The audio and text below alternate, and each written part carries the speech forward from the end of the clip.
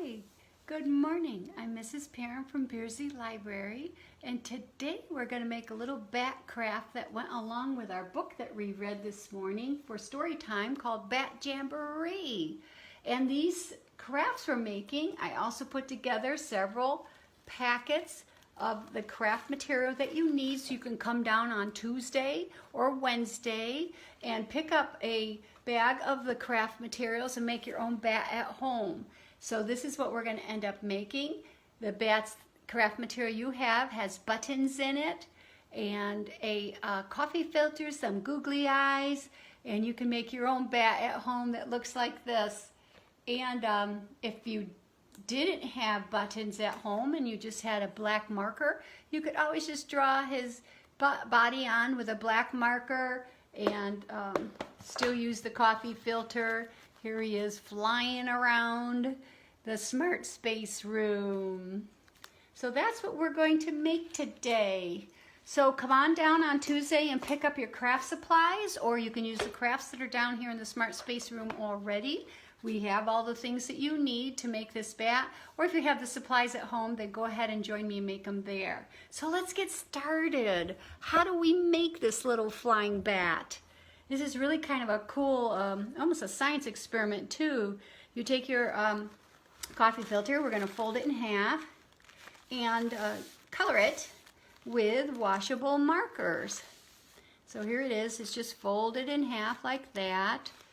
So all around the edges, I think I like to use black all around the edges.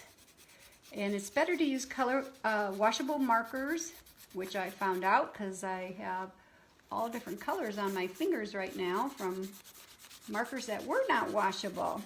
So I'm going to make a line of, I'm using black all around the edges for his wing edges.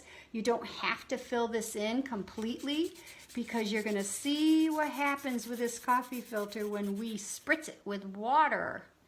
So here is the black that I'm putting on here. And you can do any which way you want. You can make your design on here whatever pleases you. And I love this blue. It's a nice rich colored blue. So we're going to use some of that, just making lines again within my black lines. And I think I'll put some along here too. The darker colors work better. They show up more, and the lighter colors like the yellows, the light yellows or pinks tend to kind of blend in with the darker colors and get washed away in the darker colors. So there you go with that. I got some purple. So I'm going to put some purple all in here and maybe some purple all around the edges. And again, you don't need to fill there. You can leave white spaces, and that's kind of fun because then you can see how the color bleeds into everything. So here's our red. And I'm going to make circles of red in the middle of all of these other colors that I put in here on my coffee filter bat wings. I think I'll even put some right in here too. All right, so watch what happens when we spritz this with water. And if you don't have a spritzer like this that you could spritz it with water, you can take a teaspoon and just carefully sprinkle a little bit of water all over your coffee filter. You don't want to put a lot because then it will take forever to dry. But if you have a sunny window to put it in, you can certainly do that. So here it is. And one thing that we're going to do too, and I think we'll do it before we spritz it, we'll fold it in half again. So then we have, here's our half, we'll fold it in half again.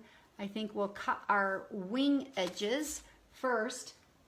Take some scissors from the carousel here because it's a little bit harder to do it when it's soaking wet. So the wing edges on the back, we're making some like little arcs in the edge of the fluted part of the coffee filter, not on the folded part. So this will give it some definition to its wings. Now do you see that? It's all just kind of fluted up like that. Do you see how I did that? So then we unfold it so it's in our half picture again. And I'm going to spritz it very lightly. Spritz. And you see how it's already starting to spread all the colors into each other? Oh my gosh, that is so pretty. Look at that. Get the wing edges of the top there. Look at how they spread. It looks like a rainbow. So I'll move that aside and get our one that we already did so that you can see what I did here.